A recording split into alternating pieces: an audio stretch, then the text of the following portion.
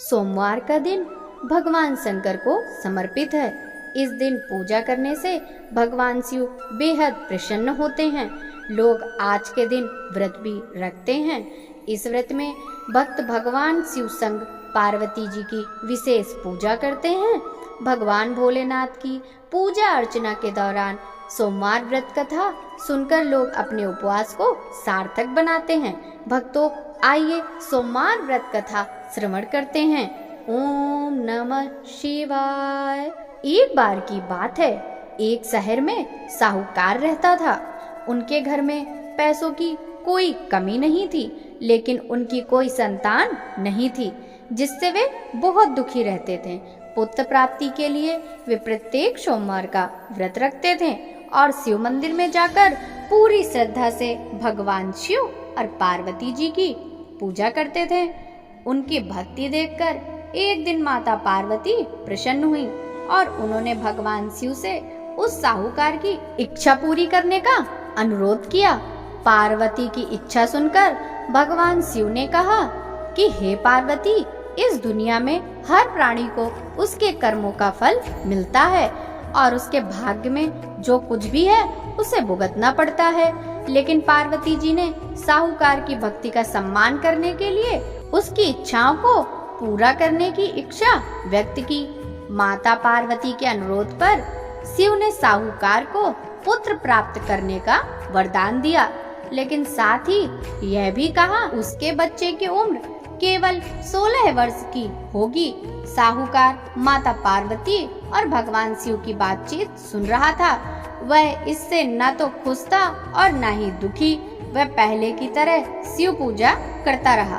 कुछ समय बाद साहूकार के एक पुत्र का जन्म हुआ। जब बालक 15 वर्ष का हुआ तो उसे पढ़ने के लिए काशी भेज दिया। साहूकार ने बेटे के मामा को बुलवाकर ढेर सारा पैसा दिया और कहा कि वह इस बच्चे को शिक्षा प्राप्त करने के लिए काशी ले जाए और रास्ते में यज्ञ करे। जहाँ कहीं भी यज्ञ किया जाता है वहाँ ब्राह्मणों को भोजन करवाकर दक्षिणा दी जाती है। इसी प्रकार दोनों मामा भांजे यज्ञ करके और ब्राह्मणों को दान दक्षिणा देकर काशी की ओर चले गए।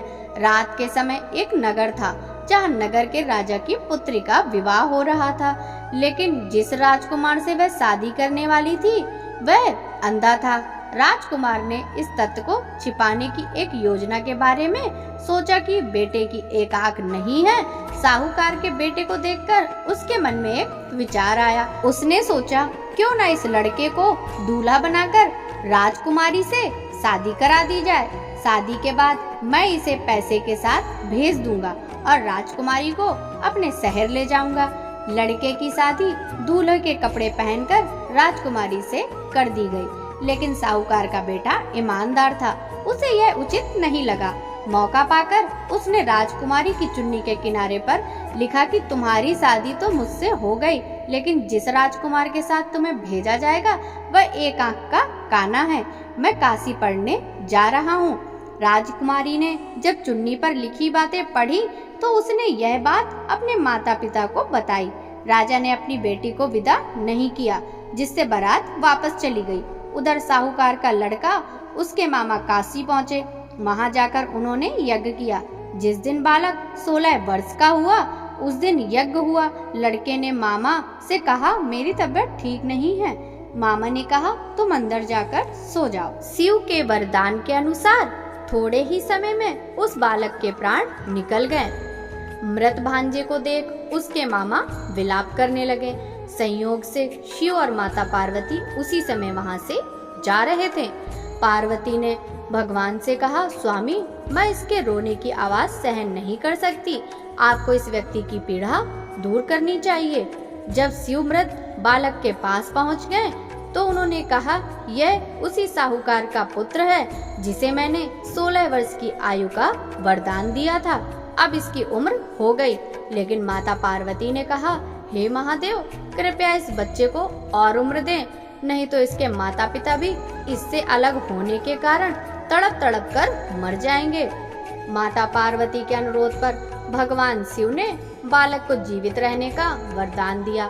शिव की कृपा से बालक जीवित हो गया। लड़का अपनी पढ़ाई पूरी करने के बाद अपने मामा के साथ अपने शहर चला गया।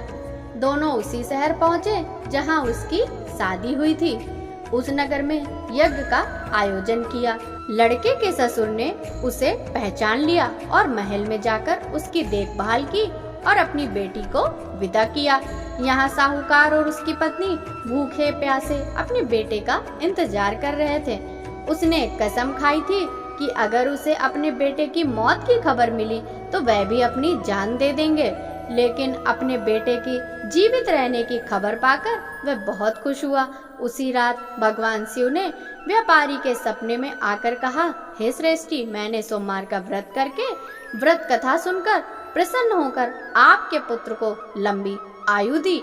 इसी प्रकार जो भी सोमवार का व्रत रखता है या कथा को सुनता और पढ़ता है, उसके सभी दुख दूर हो जाते हैं और उसकी सभी मनोकामनाएं पूर्ण होती हैं। बोलिए शिव शंकर भगवान की जय, माता पार्वती की जय। ओम जय शिवे ओंकारा, स्वामी जय शिवे ओंकारा, ब्रह्मा विष्णु सदा शिव अर्धांगी तारा।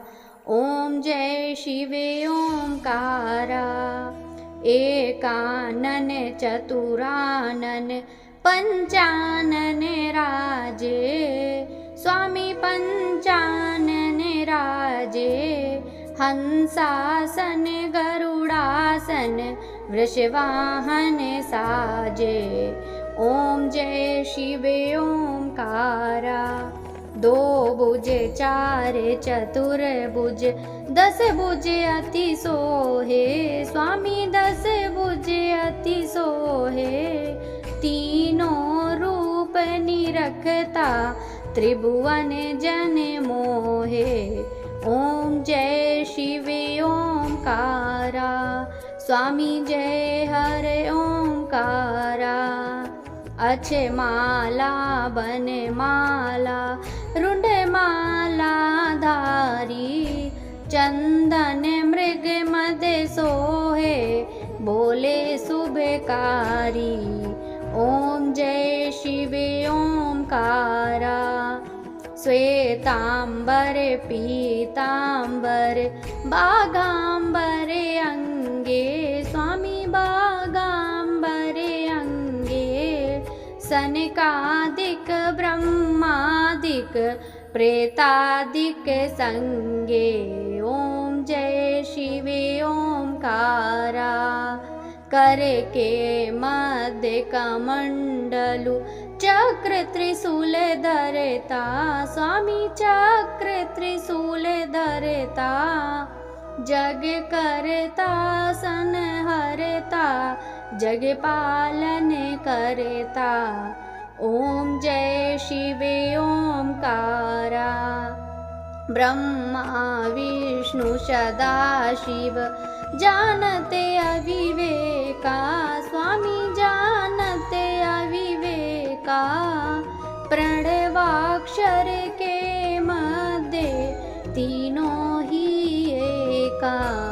ओम जय शिवे ओंकारा, त्रिगुण स्वामी जी की आरती जो कोई जन गावे, स्वामी जो कोई जन गावे, कहत शिवानंद स्वामी मन वांछित फल पावे। ओम जय शिवे ओंकारा, स्वामी जय शिवे ओंकारा। बोलिए शिव शंकर भगवान की जय।